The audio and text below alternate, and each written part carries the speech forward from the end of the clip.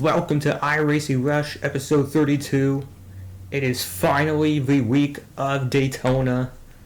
All three of the big NASCAR series are there at Daytona, but before we do that, we have more sprint car action to come at USA International. Gonna head out and qualify, and hopefully we can create something good here to give us some good luck heading into Daytona. And I'm going to do the typical ride around the outside to start off with, and then we'll do an actual lap ripping the inside.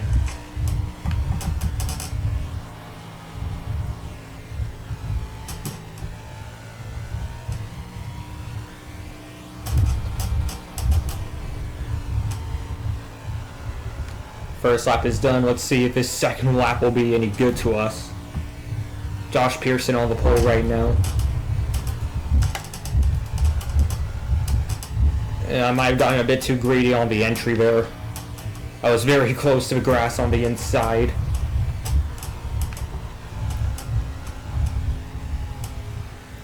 That was a much better corner throughout. I felt the car was much more in line. And it's going to be 7th. So, only question is, should we try to stick with running the inside like as low as possible, or should we try to use up that cushion in the middle to get some speed? Not gonna lie, qualifying went pretty terribly. The car felt completely fine, but for whatever reason, these guys have a whole other gear unlocked, even though their lap times aren't even that fast. It's only a couple tenths faster, but at the same time, this is short track racing. You're especially going to need every millisecond out here that you can get. And for that reason, we are down in 10. Paint Struct is about to come in. Hopefully we can gain some spots at the start. Lined up right behind Tyson Caruso, waiting on the pole sitter to go.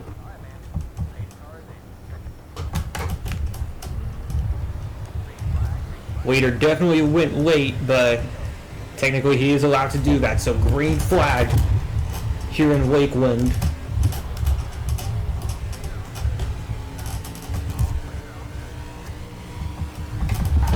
Oh my god, huge wreck, huge wreck, huge wreck.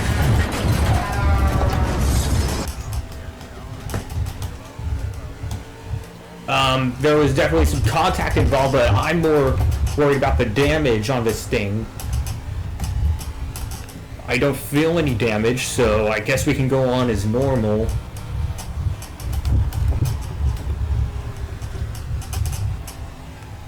Definitely some good battles up there towards the top 3.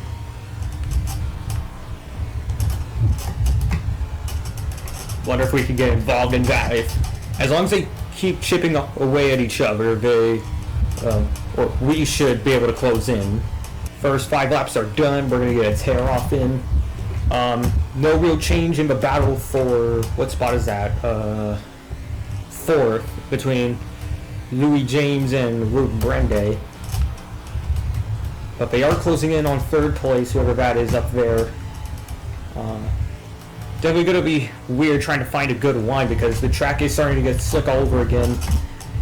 And as much as I want to ride the cushion, part of me is still saying that it's not really the best line. So definitely have to look around for some space or pace.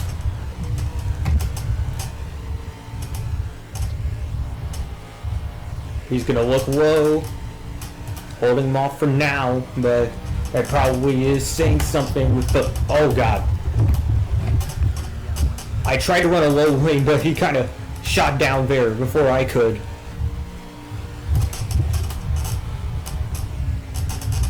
Trying to make something work on the outside as the 3 comes up and we have to back off to avoid hitting him. That was risky, and he's a lapped car as well. What the hell? He's not even fighting for anything, so...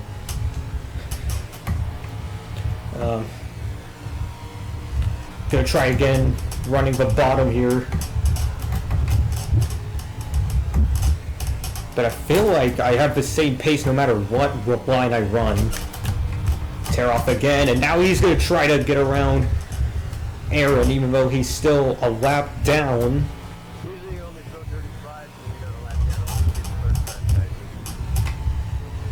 I don't have a clue what he just said.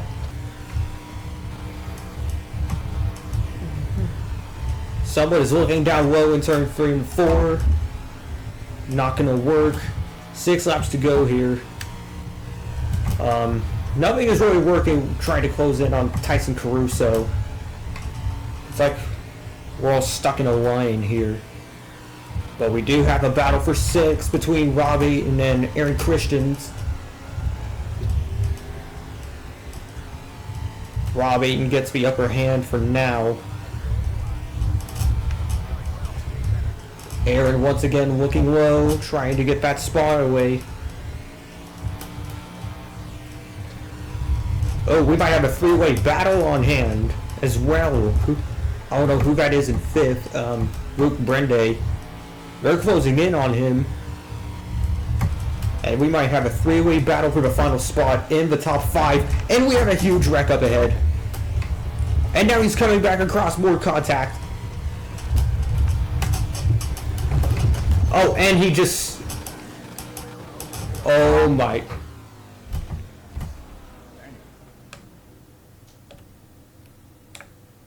Yeah, right. There is no freaking way that just happened. What is 13 doing? Like... So... I guess he was like trying... Like, it kind of happened to be before, trying to turn right, but the sprint car doesn't really want to. But at the same time, like, it breaks his right front wheel instead. But no matter what, you have to, like, control your car. You can still have good control over this thing, and he just goes down, hits the wall, and forces the 3 into me. Just... Oh my god. There is so much crap going on, I don't even know what to say. So here's Louis James. Who is this? Chris Foss just comes up and cuts him off for no reason. And then those two are definitely out of it. Louis goes for a wild freaking ride.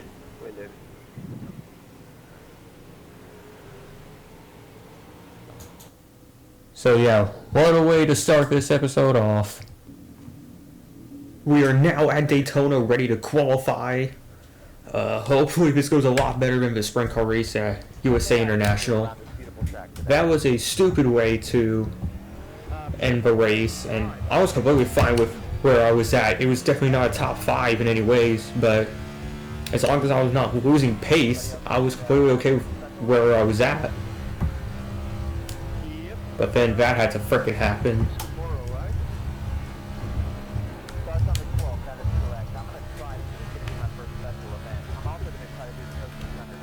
Off of the apron and down the back straightaway. We're gonna try to get as much speed as possible into the car, and then we'll go for a full send lap on the second lap. First one, and currently right now we will be running the high line all the way around. Just try to get as much momentum into the car as possible. Got a couple of Brits or Aussies, I guess, in the chat. Starting our qualifying run, still gonna run the top. Wonder if William Byron could go back-to-back this weekend. I think that would be pretty cool to see. And even better, imagine if he actually won it under green flag conditions and not some lucky yellow. I think that would be even better.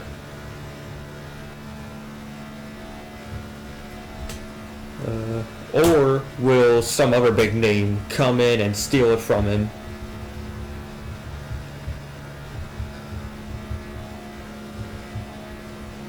Through 3 and 4.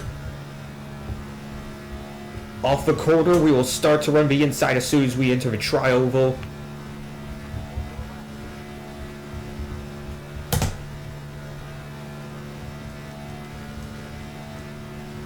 Our time was a 50.029. We have to beat a 49.66.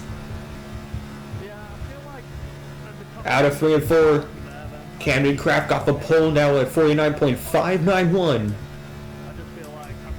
Can we do slightly better coming to the line? No, it's only a .655. We are about 600ths off. and that'll put us in 5th for now. So after qualifying, we ended up 7th. However, Randy Sally did not show up on the grid, so looks like that's going to give us an extra spot in the line. We'll be 5th in this case.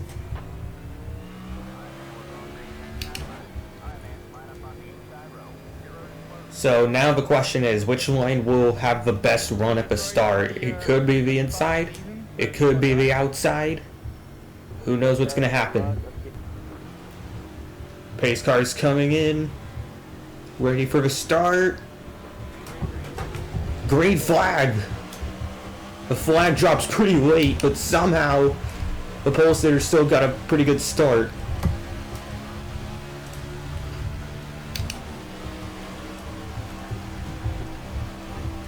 Right now, Samuel Litchfield will have the lead.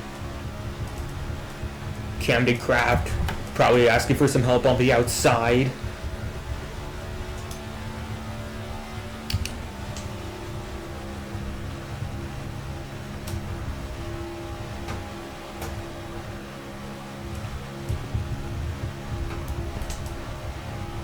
Still side by side with Camden through 3 and 4.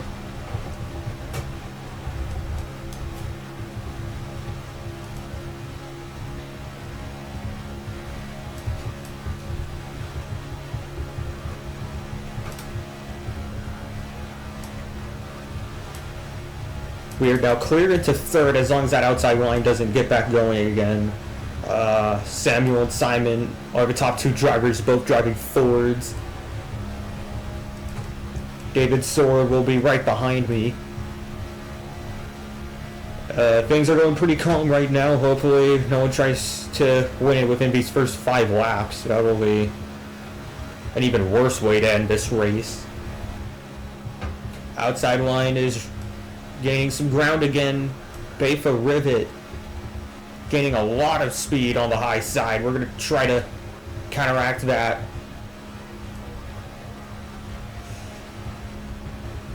Still not clear out of the corner. I was hoping if I had the momentum, I'd go to the outside and try to take the lead. I know we're not supposed to be leading this early, but it's better than being trapped down here 3rd in line. So Bafa Rivet leading that outside line towards the lead, and that spot is actually clear. Should I go high? I'm gonna try high. And for some reason they want to take it 3 wide.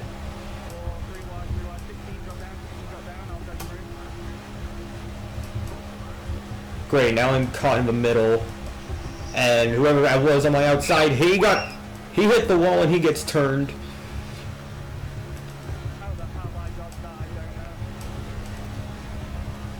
Oh god, now they're all taking back the inside. I don't think this outside line's going to go anymore. We're going to go back down low.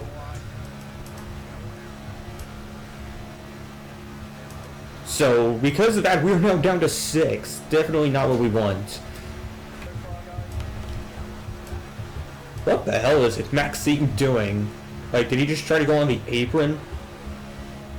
And now we have a car on the outside, I think, trying to get that outside line going, but there's no one to help. I don't think there will be anyone to help. Unless somehow the 11 closes in time, but I don't see that happening.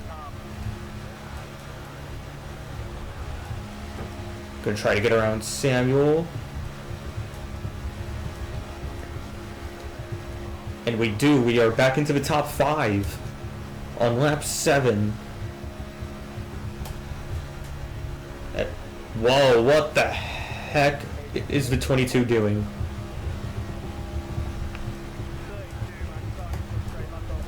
Oh great. This is good. This is gonna be chaos. This is gonna be chaos. I don't know what they have to do. Everyone's changing lines.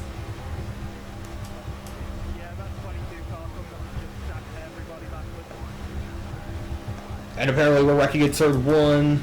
We're gonna try to help the 18 out. But that outside line is getting a freaking roll on. They are quick. And now V18 has someone in front of them. That's the new leader. Can't tell who it is. It is Simon Stotok in the 7.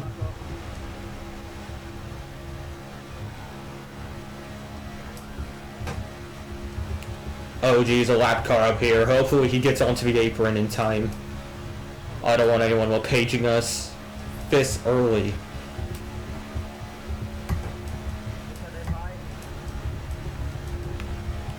Oh god, I need space, I need space, I need space. Ah! Sorry for the bump, but thank you. I didn't want to be held up or wrecked by a lap car, so definitely appreciate the space. And that bump of the triangle, that kind of scared me. Now we're right behind the leader, Simon Stotok. We're gonna try to give him a bump. Gonna try to help him out coming out of turn 2.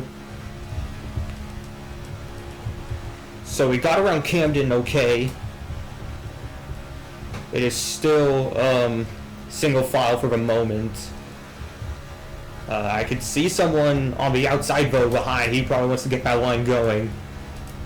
If they close in, I think we're gonna have to go to the outside no matter what, because big shrap down here with cars on top of us, it's not gonna help us get the win in any way. It's probably better to lead than to be trapped. Apparently we're working on the back stretch. I don't see anything happening back there.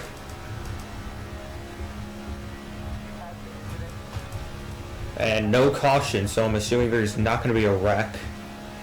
That's the weird thing about plate racing here. Sometimes it can be just a car spinning, but either way the spotter's going to call it a wreck.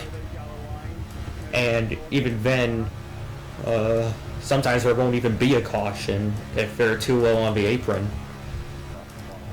I can see someone on the outside trying to get the line going, and he's not alone. He has some help behind. But now there's a huge gap back there. What the hell?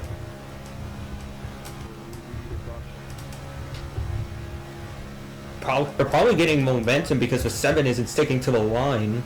He's slightly going up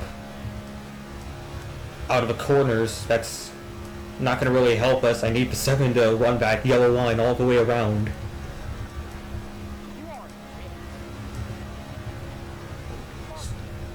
Someone is mad.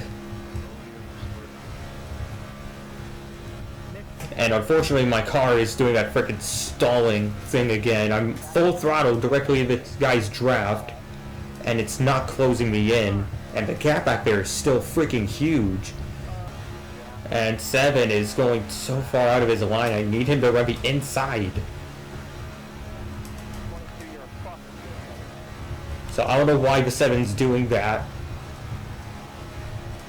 Maxime God is now a car behind us, surrounded by Fords, apparently.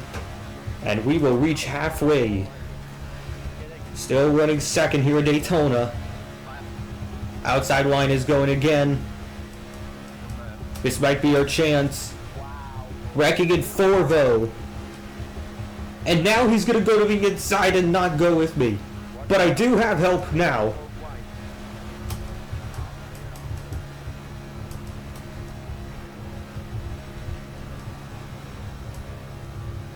And now I have a huge gap again. I don't know what the heck to think of this.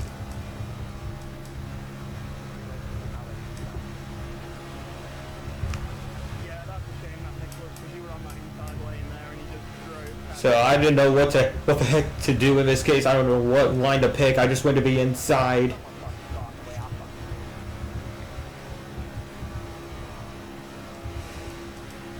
Outside line though is getting another run. I don't know if we should try to go high again.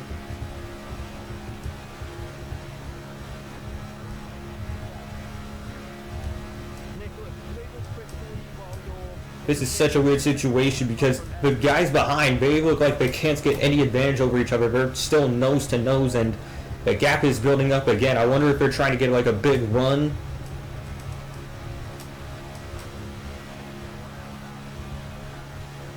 Seven's doing all he can to push me, even though I did take the lead away from him. And the only reason I'm here is because I'd much rather be in the lead rather than trapped in second in line on the inside. And now the 22 has a huge run. I don't know how the heck the outside line's doing that. 22 and 11 will go back down low. The lead changes hands again. Bafer with it. Has the lead. Then in second, Maxime God, and then I'm in third. Whoa, is 11 playing on controller? Why is he out of line? And what is with the gap again? Oh. It's like no one knows how to race on a play track, which is supposed to be the easiest tracks on the schedule. We have guys not staying in line, guys leaving huge gaps. I don't know what the heck to think of this. 10 laps to go. This is the crunch point here where anyone will probably try anything to take the lead and get whatever ground they can get. It's only just the 5 of us in line. Me, Betha, Maxime, Simon, and Samuel. And I could tell by the relative and standings. From this point forward, we gotta be ready for anyone ready to shift lanes and try to go for the lead early. We have 5th place trying to go for it on the outside, but no one behind him. He was the last car in line. I don't see Simon coming up and willing to work with him. And those two are now leaving a huge gap again. If they lose the draft, that would be freaking chaos, because that would mean I don't have anyone behind me to help me if I want to change lanes to the outside. Look at that, they went over half a second behind. But Simon is closing the gap slowly. And that's the thing about the side draft on a restrictor plate track. Even if you are in the draft, if someone else side drafts you, you can lose a ton of pace and lose the guys ahead of you. So that's why you really have to be in sync out here. Someone on the outside trying to make the line work again, Samuel Litchfield. But once again, no one to work with him. Like, I want to take the lead, but I'm worried it's going to be too soon. And then someone can just bump me out of the way or just turn me.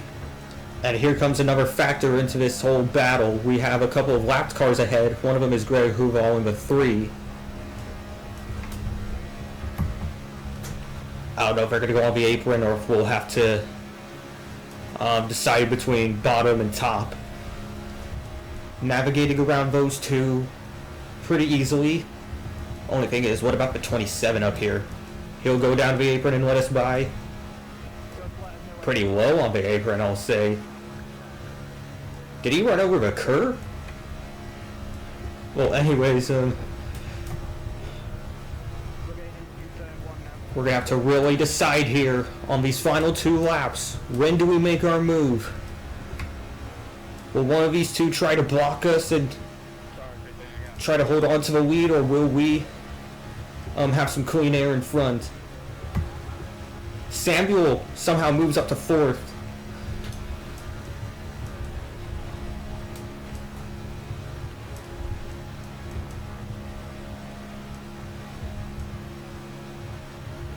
Simon looks high, no help yet.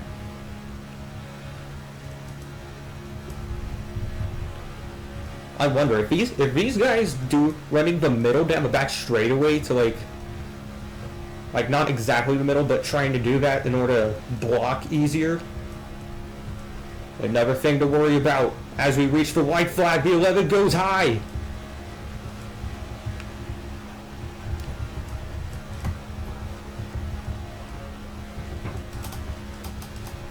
We're gonna go with the 11.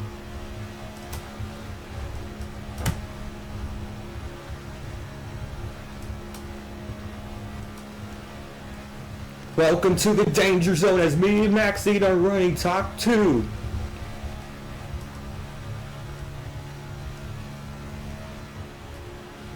Can we get our first win of the week at Daytona this soon?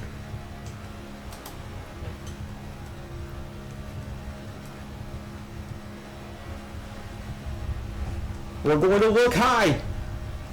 We make our move. And we're going to take the win at Daytona. A simple move like that, and no one was able to block. Alright, we'll get him next time, Dick. That was so anxious. I thought Samuel was going to try to, at some point, go for the lead sooner. But somehow we held him off and timed it exactly the way we needed it to.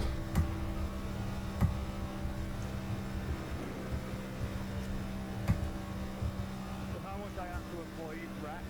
I'm happy with a P13, I'll take it. We are still, I mean, not perfectly undefeated at Daytona, but we have still been able to get a win here every week it comes around. The only track on our list we were able to do so. I think this calls for a bit of celebration.